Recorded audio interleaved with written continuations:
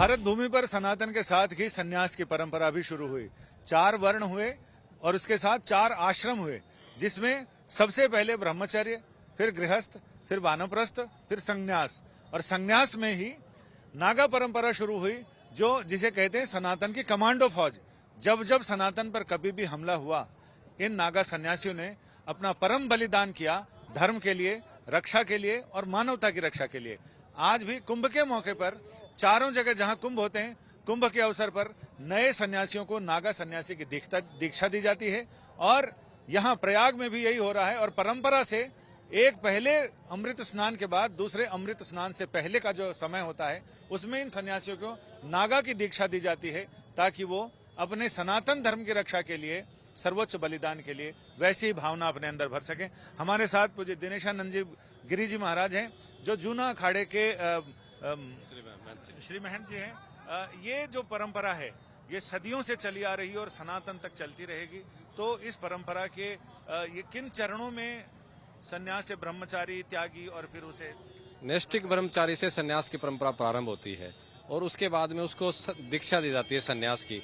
5 गुरु मिलकर के उसको दीक्षा देते हैं। एक गुरु दीक्षा मंत्र गुरु मंत्र देता है, एक चोटी काटता है और एक भस्मी देता है, एक भगवा देता है, एक लंगोटी देता है। ये सन्यास की प्रवेश हुई। और उसके बाद में आज जो अभी विजया हवन संस्कार बोलते हैं इसको, ये विजया हवन संस्कार हो रहे हैं। ये विजया हवन संस्कार कुंभ में ही होते हैं। जो 4 कुंभ होते हैं कुंभ में ही होते हैं। कुंभ का जो शाही स्नान होता है उसके पूर्व में ये विजया हवन संस्कार होते हैं। और इसकी प्रक्रिया आप जान करके आश्चर्य करेंगे कि सनातन में जो पिंडदान की प्रक्रिया है, जब हमारे सनातन में कोई बड़ा बुजुर्ग चला जाता है तो उसके जो संतान है वो उसका पिंडदान करती हैं।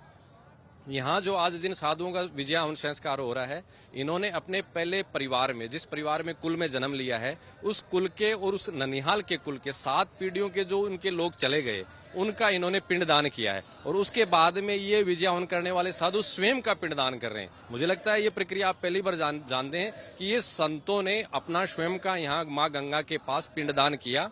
और पिंडदान करने के बाद में आचार्य जी श्री महंत कोतवाल उनको माँ गंगा के संगम में डुबकी लगाएंगे 7, और 7 डुबकी लगा करके वो बाहर आते हैं तो माँ गंगा के गर्भ से वो नया जन्म लेते हैं। पूर्व का जन्म है उनका समाप्त हुआ और अब हम नया जन्म ले रहे हैं। तो सन्यास में ये विजया हवन संस्कार होने के बाद में ही उसकी प्रामाणिकता थप्पा लगता है कि हाँ ये पक्के सन्यासी हैं। तो ये एक अद्भुत सन्यास की विजया हवन की प्रक्रिया चल रही है। और उसके बाद में नागा सन्यासी की प्रक्रिया आती है, जो स्वैच्छिक है। ये विजया हवन संस्कार की प्रक्रिया कंपलसरी है, तो आपको करनी ही पड़ेगी। इसके बाद में अगर आपकी इच्छा है तो आप नागा संस्कार करवाइए। जूना अखाड़े में जाके भगवान ध्वज है, उस ध्वज के नीचे वहाँ नागा साधु जो है उनका विजया नागा संस्कार करवाते हैं। तो ये जो सन्यास की एक बड़ी प्रक्रिया आज यहाँ संपन्न हो रही है, जिसको आप आज तक के माध्यम से देश दुनिया के लोग देख रहे हैं। ये जो विजया हवन है, क्या ये स्वयं पर विजय प्राप्त करने की बात है? अपने जो जितनी भावनाएं हैं, हमारा दुख है, सुख है, ईर्ष्या है, लोभ है, लालच है, नींद है, भूख है, क्या इन सब पर विजय प्राप्त करने के लिए एक जोग रमण का मार्ग बांका, खांडे की धार और सुई का नाका, ऐसे हमारे गुरुओं ने कहा कि जोग रमण का मतलब जोगी सन्यासी बनकर के जिस मार्ग पे चलते हो, वो मार्ग ऐसा है कि आपको खांडा मतलब तलवार की धार पे चलना और सुई के नाके में से निकलना, ऐसा जोग रमण का मार्ग है। तो ऐसे मार्ग पर चलने के लिए आपको मन को भी जीतना है, आपको विचारों को भी जीतना है, आपको इंद्रियों को भी जीतना है, काम क्रोध तमाम सब विषय वासनाओं को जीतना है। इसलिए ये विजया हवन आप उन सब इंद्रियों को जीतने के लिए कर रहे हैं, ताकि आपका मन संयमित रहे, मन आपका बिगड़े ना, मन कहीं भटके ना। और सनातन की सन्यास की परंपरा पे अनवरत आप चलते हुए भारत व गुरुओं की गौरव परंपरा को आगे बढ़ाते रहें। महाराज जी, एक आखिरी जिज्ञासा ये है कि क्या जितने लोग अभी इस दीक्षा में हैं, क्या सारे लोग नागा बनेंगे? इनमें से कुछ लोग, जैसा आपने बताया, स्वैच्छिक है? नहीं, सारे लोग इसमें नागा नहीं बनेंगे। कुछ है जो नागा के काबिल हैं वो ही बन पाएंगे, क्योंकि नागा वाली जो प्रक्रिया है ना, वो ऐसी प्रक्रिया है कि उसमें प्राण भी जा सकते हैं, आप अपना संयम भी खो सकते हैं। इसलिए किसी विजया हवन करने वाले सन्यासी का अगर बल है, उसकी बॉडी, उसके मन में, उसके शरीर में ताकत है, तो गुरु लोग भी उसकी पहचान करेंगे, देखेंगे, उसके बाद में ही होगी।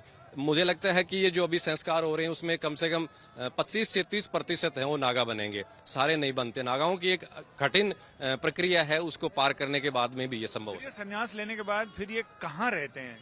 मढ़ियों में, मंदिरों में, इन सब में?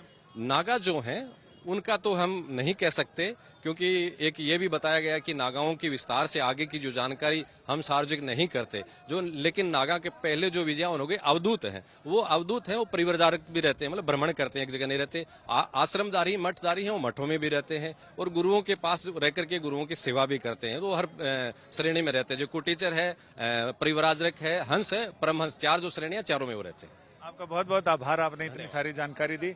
यानी अब ये सारे लोग संन्यास लेने के बाद अब ये परिव्राजक की तरह घूमेंगे और जगह जगह सनातन धर्म का प्रचार करेंगे, लोगों को ये बताएंगे कि धर्म पर चलना कैसे होता है, धर्म की जो अवधारणा है उसको कैसे अपने अमल में लाएं, कैसे सनातन धर्म को की जो गोपनीय जानकारियां हैं या ऐसी जानकारियां, गूढ़ जानकारियां, उनको सरल शब्दों में लोगों को समझाएंगे और ये बताएंगे, सनातन के प्रति जागरूक करेंगे। कैमरामैन संजय समीर के साथ संजय शर्मा, तीर्थराज प्रयाग, आज तक।